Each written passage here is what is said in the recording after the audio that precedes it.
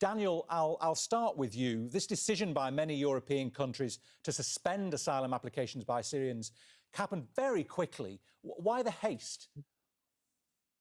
Well, the haste is really based down to political circumstance. If you look at it, was a snowball effect of first one country, then another, very, very quickly, one after the other. But it's an attempt to forestall some right-wing elements and anti-asylum elements in the countries, and a way to really, it's that political pressure on them rather than looking at it from a practical or even legal standpoint. Hayat Tahrir al-Sham HTS is actually considered a terrorist organisation by the European Union and by the United States. Should these countries be so eagerly doing this, given the designation that they have still put on this group that's now running Syria? Well, absolutely not. And this is one of the huge issues with the speed in particular that they've made this decision. We're already seeing some countries talking about returning Syrian refugees. Now, that would fundamentally go against every principle of international law as well as humanitarianism. You have to wait. Well, you can't send someone back to an unsafe country. There's a principle in law called non-refoulement. We do not know what's going to happen in Syria. Nobody knows what's going to happen in Syria at this stage. And it will take years for things to settle down because, as Bushra said, the infrastructure alone has been decimated during the course of the conflict. So what we're seeing with all this talk about, oh, we're going to suspend applications, we're going to potentially start returns, is a fundamental issue with states saying, well, we're not paying attention to the laws we have agreed to. But when someone applies for asylum, let's get back to the individuals that we're talking about here, what are the criteria on what their application is judged? Just help us understand that first.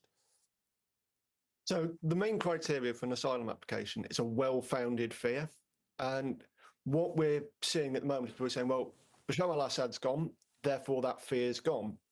That's not how this works. Fear stays for a long period of time, and each individual case has to be treated under international law on its own individual merits. You can't do a blanket ban, say, this nationality, we will not process any applications. Now, what we're seeing at the moment is states trying to get around that by saying it's a temporary pause.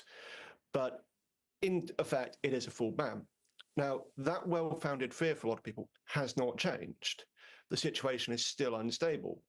Assad wasn't going door to door around the country. There were whole areas which are still dangerous, and you're going to see more other areas of conflict and fears coming through, as is always happens in these situations.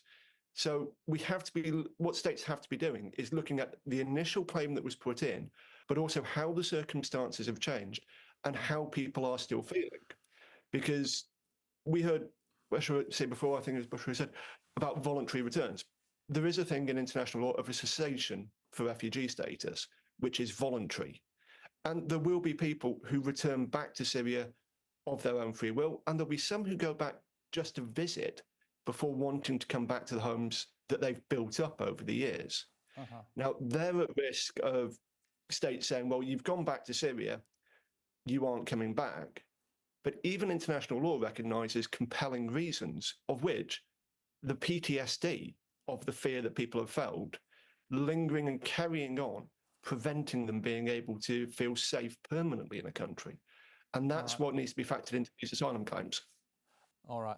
And Daniel, what indications are you looking for that Syria would be a safe country to go back to?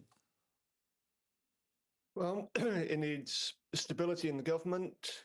It needs stability in infrastructure, stability including healthcare, education.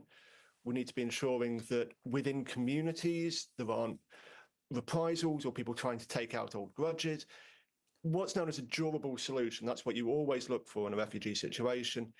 It takes years to come about. So we're looking for long-term demonstration that it is a genuinely safe place and that people in themselves feel safe going back. I said that the lingering effects of PTSD, well-founded fear that people have, last for years and years. So we need to be looking at how people feel in themselves. Do they feel safe enough to go back? And it's not down to states to tell them that they are safe. It's down to their personal feelings. And that is going to take a very long time. That's why making a decision within 24, 48 hours to suspend applications doesn't just pose legal risks for this, but also a genuine undermining of the whole of the international refugee order, because it doesn't take into account why people are seeking asylum in the first place and the long-term needs for that asylum, even after a situation has changed in a dramatic effect as it has here.